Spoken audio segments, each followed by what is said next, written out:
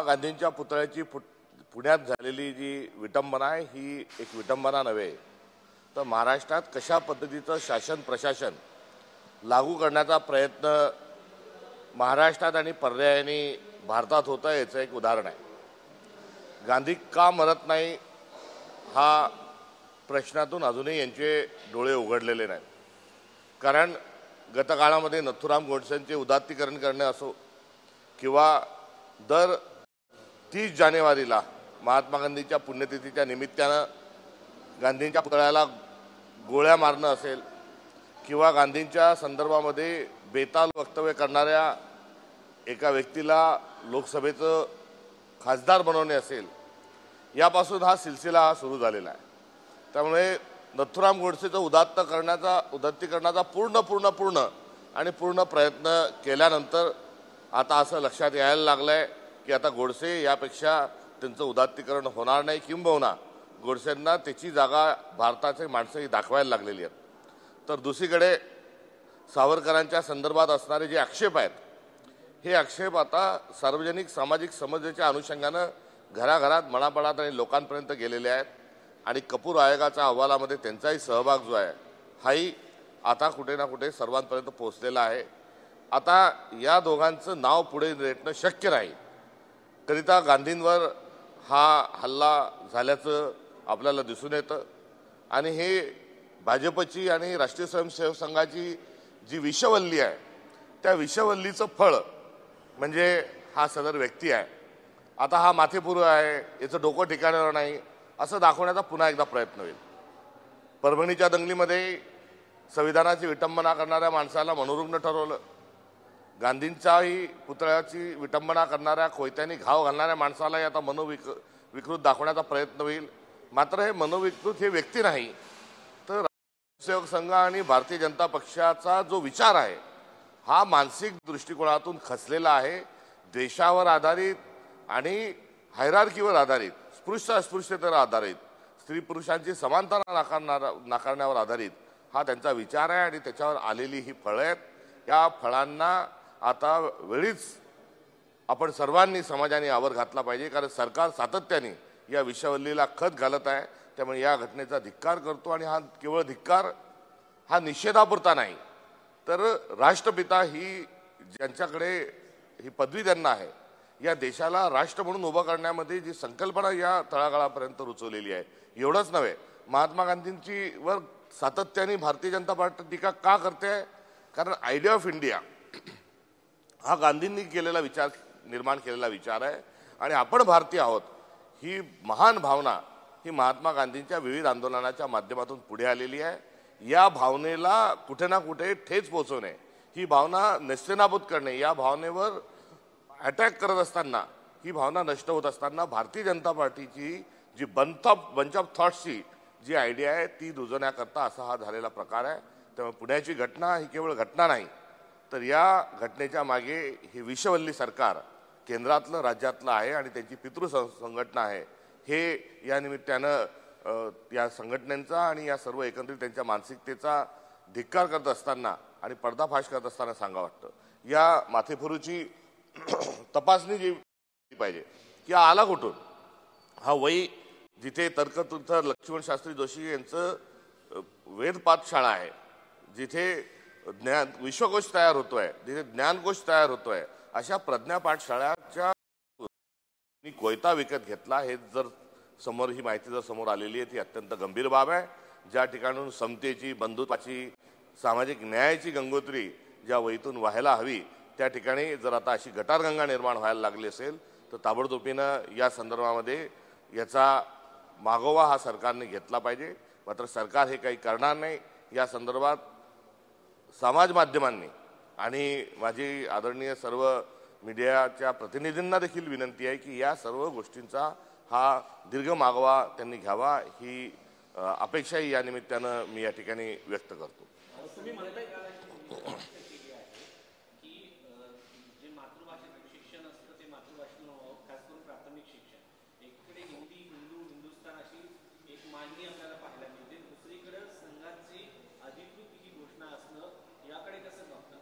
काय घोषणा संघाची? त्यांचं म्हणणं असं आहे की मातृभाषेतून प्राथमिक शिक्षण असायला हा दुटप्पीपणा हा यांच्या कार्यपद्धतीमध्ये ठासून भरलेला आहे। जर आपण सांगता की मातृभाषेतून शिक्षण असायला पाहिजे तर बंच ऑफ थॉटची होळी करा। One nation, one election, one leader, one language, one food, one dress code, हे जे आपण सांगत आलेले वर्षानुवर्ष हे खोटं आहे। हे एकदा जाहीर करून टाका म्हणजे विषय संपला।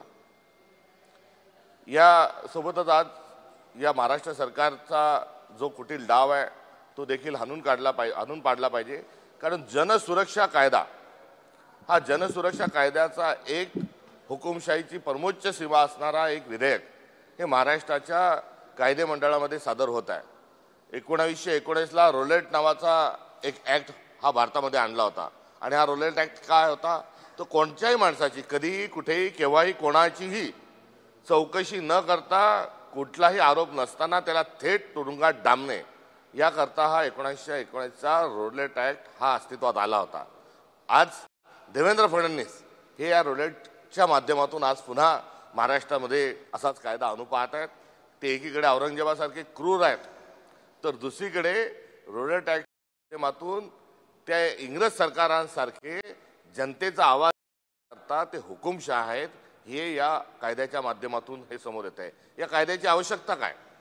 हा कायदा जो आहे या कायद्याच्या सोबत अनेक सुरक्षिततेच्या अनुषंगाने अनेक कायदे आहेत। एक तर अर्बन नक्षलाइट नावाचा कुठलाही विषय हा अस्तित्वात जनमाहिती अधिकाराच्या माध्यमातून केंद्र सरकारच सांगतं आणि आता वारकरी संप्रदायाच्या लोकांनाही आता अर्बन नक्षलाइट म्हणणं, साहित्यिकांनाही अर्बन नक्षलाइट म्हणणं, शाहू फुले आंबेडकरांच्या विचाराची प्रेरण करणाऱ्यांनाही अर्बन नक्षलाइट म्हणणं। म्हणजे अर्बन नक्षलाइट कोण आहेत?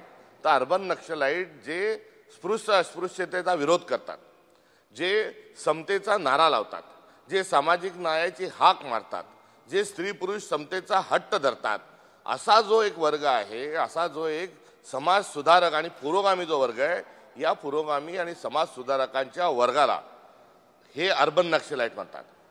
ज्ञानेश्वर महाराजांनाही आज ज्ञानेश्वर महाराज हयात नाहीत, ते आपल्याला फार मोठा संदेश देऊन गेलेत, मात्र ज्ञानेश्वर महाराजांच्या कार्यालाही अर्बन नक्षलाइटचं कार्य म्हणतील, तुकाराम महाराजांच्या कार्यालयालाही हे अर्बन नक्षलाइटच्या त्रिज्येत आणतील। गाडगे महाराज, तुकडोजी महाराज, महात्मा गांधी, सुभाषचंद्र बोस, किती आणि किती नावं घ्यावी, थेट जो शैव जो विचार आहे त्या शैव विचारालाही हे अर्बन नक्षलाइटचा विचार म्हणतील। त्यामुळे अर्बन नक्षलाइट नावाचं एक भूत यांच्या मानगुटीवर बसल्याचं जे निदर्शनास येतं हे अर्बन नक्षलाइटचं भूत नाही तर हे हा वाडवडिलांचा सांस्कृतिक वारसा आहे, ही आपली सांस्कृतिक परंपरा आहे जी पुरोगामित्वाची आहे, जी परिवर्तनाची आहे, जी समतेची आहे, जी बंधुत्वाची आहे। आणि हा सगळा आवाज हा दाबण्याकरता अर्बन नक्षलाइट नावाचा एक गुळगुळीत शब्द ज्याचं कायद्यात अस्तित्वात नाही, तो कुठेही मागच्या झालेल्या घटनेत अस्तित्वात नाही आणि जो चळवळ आहे त्या सगळ्या चळवळीला आता व्यसन घालण्याकरता आणि यांना डांबून ठेवण्याकरता हा कायदा हा महाराष्ट्र सरकार आणू पाहत आहे। हा कायदा हाणून पाडला पाहिजे। काँग्रेस पक्ष हा कायद्याच्या संपूर्णतः विरोधात आहे। या कायद्यामध्ये त्यांच्या ज्या अप्रिय आहेत तथाकथित स्वरूपाच्या ते जे म्हणतील की हे अर्बन नक्षलाइटचं काम करतात अशा कोणत्याही संघटनेवर ते बंदी आणू शकतात। या संस्थेला मदत देणाऱ्या, या संस्थेला देणगी देणाऱ्या, या अशा संस्थेतल्या मीटिंगला सभेला उपस्थित स्वीकारणाऱ्या व्यक्तीला 3 वर्षाचा कारावास होऊ शकतो।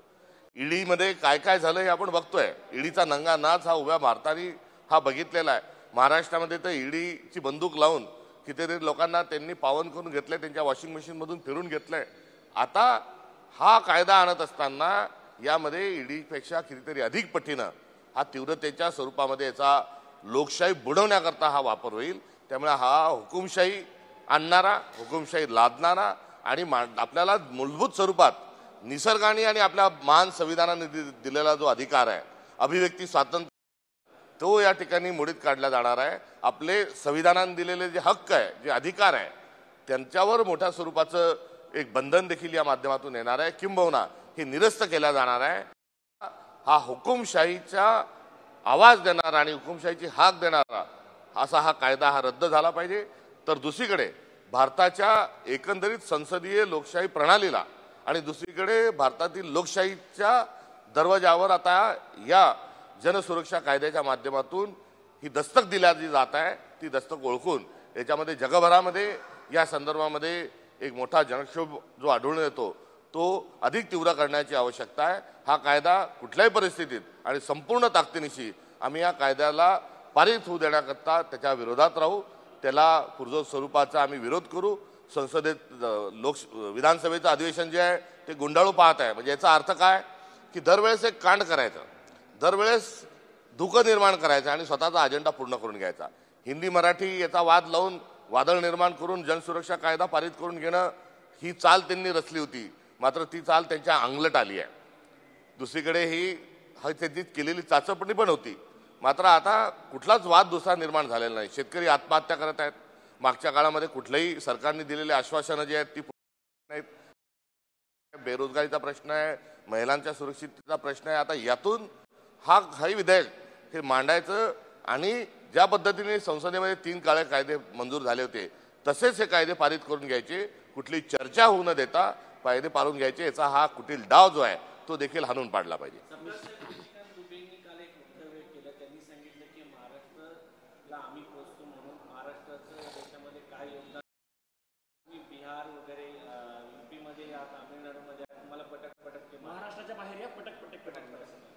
हे जे दुबे नावाचे गृहस्थ आहेत हे भारतीय जनता पार्टीचा अजेंडा हा रेटून पुढे नेण्याच्या अनुषंगानं त्यांची ओळख आहे।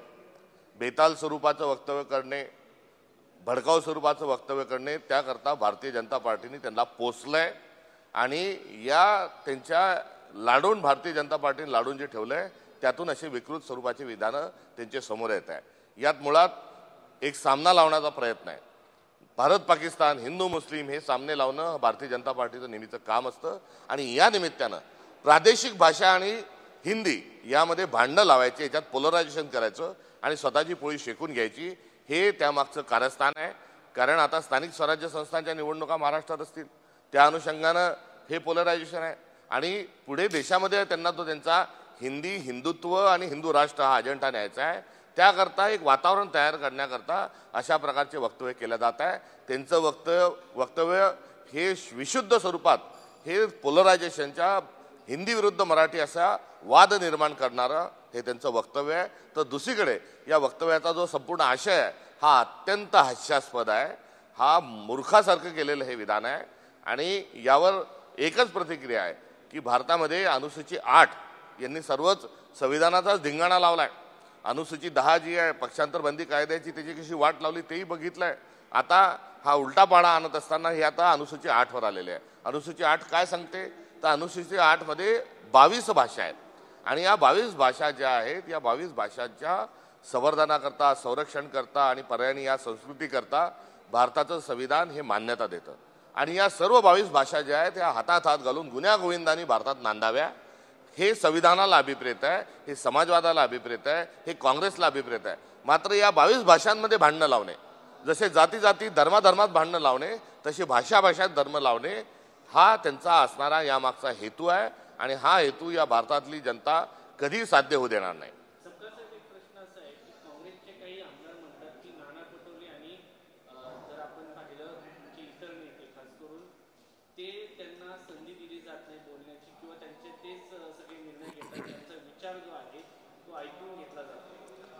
सत्य आहे, संसदीय लोकशाही प्रणालीमध्ये विरोधकांचं ऐकून घेणं हे एक कल्चर आहे, एक संस्कृती आहे, किंबहुना हा एक धर्म देखील आहे।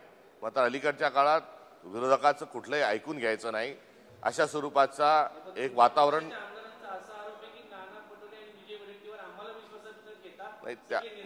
मूळ विषय जो आहे की विधानसभेमध्ये जे बोलू दिलं गेलं पाहिजे, अर्धा वेळ हा काँग्रेस, अर्धा वेळ हा विरोधक आणि अर्धा वेळ सत्ताधारी अशी 101 विभागणी ही संसदीय कामकाजामध्ये विधानसभेमध्ये ही होत असते।